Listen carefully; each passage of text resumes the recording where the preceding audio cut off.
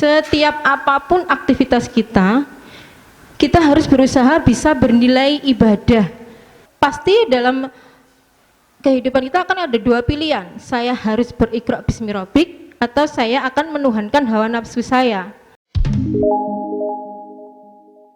Dalam Quran surat 51 ayat 21 bahwa diingatkan di dalam dirimu terdapat hak-hak orang lain yang menjadi kewajibanmu, dan jangan khawatir tentang hak-hakmu. Saya sebagai istri harus ingat bahwa ada hak suami di sana. Jangan hanya menuntut hak saya saja. Kewajiban saya apa? Jadi di sini saya sebagai istri harus membaca naskah saya sebagai seorang istri, bukan saya harus menuntut ini begitu. Mungkin aku nyun belanja samene, mungkin seperti itu. Harus pulang jam segini, mungkin seperti itu. Harus seperti ini, seperti enggak. Jadi saya menempatkan diri sebagai istri, saya harus membaca naskah saya sebagai seorang istri. Jangan hanya menuntut hak saja, tapi utamakan kewajiban kita untuk hak-hak orang lain. Kewajiban saya, misal saya memasak untuk suami saya, itu kewajiban saya untuk memenuhi haknya suami saya, untuk memenuhi haknya orang lain. Tapi dalam hal ini yang perlu digarisbawahi, saya itu memasak karena saya ingin mendapat pujian, karena saya ingin ditambah uang jatahnya, atau karena hal lain. Ini yang perlu digarisbawahi. Ketika saya memasak untuk suami saya karena ingin dipuji mungkin, karena ingin ditambah belanjanya mungkin, itu salah satunya bahwa saya itu sudah menduakan Allah. Contohnya seperti itu. Bagaimana seharusnya saya memasak ini? Niat saya seharusnya bagaimana?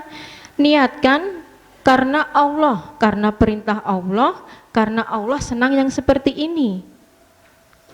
Jadi ketika saya memasak untuk suami saya niatkan karena saya mengikuti perintah Allah, karena saya menuhankan Allah, saya ikhlas mencari keridhaan Allah. Disitulah sebenarnya imbalan atau mungkin hak-hak saya yang pasti terpenuhi,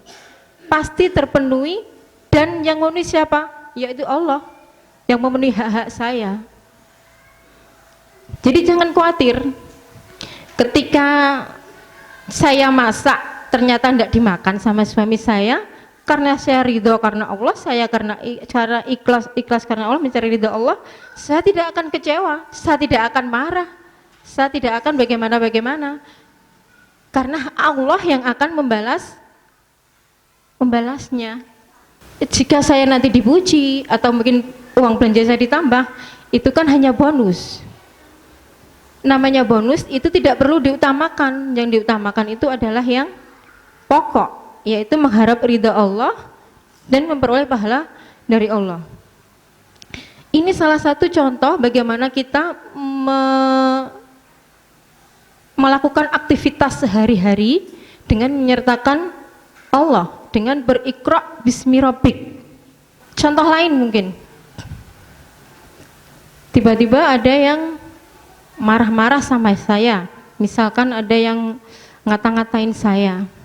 Sekarang saya punya dua pilihan, saya ini harus beriqra bismi rabbik atau saya akan menuruti hawa nafsu saya. Kalau saya beriqra bismi rabbik, berarti saya hanya mengingat Allah, saya menuhankan Allah, saya ikut perintah Allah. Bagaimana kalau kita dikata-katain orang misalnya, ya jangan dibalas, diam saja, doakan, seperti itu ya.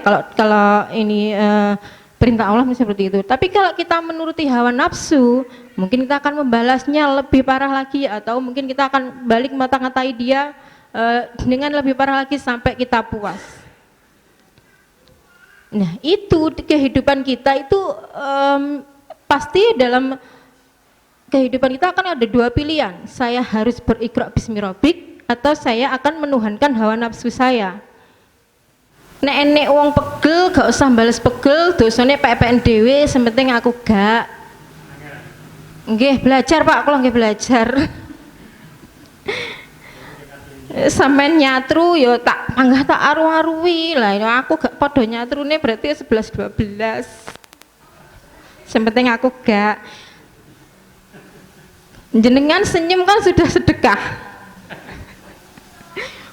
Entah itu nanti senyumnya dibalas apa enggak, yang penting saya sedekah, saya sudah beribadah. Apapun yang kita kerjakan, usahakan bernilai ibadah itu loh. Bagaimana bisa bernilai ibadah? Setiap apapun aktivitas kita, kita harus berusaha bisa bernilai ibadah, bisa menghasilkan pahala. Bagaimana agar ini bisa bernilai ibadah? Dengan mengingat Allah, dengan mengikuti apa yang Allah perintahkan. Seperti tadi, nek dinesoni wong aja balik nesu, berarti ya padha dene 11 12. Kayak nek bedane sapa sing wis ngaji, sapa sing durung ngaji.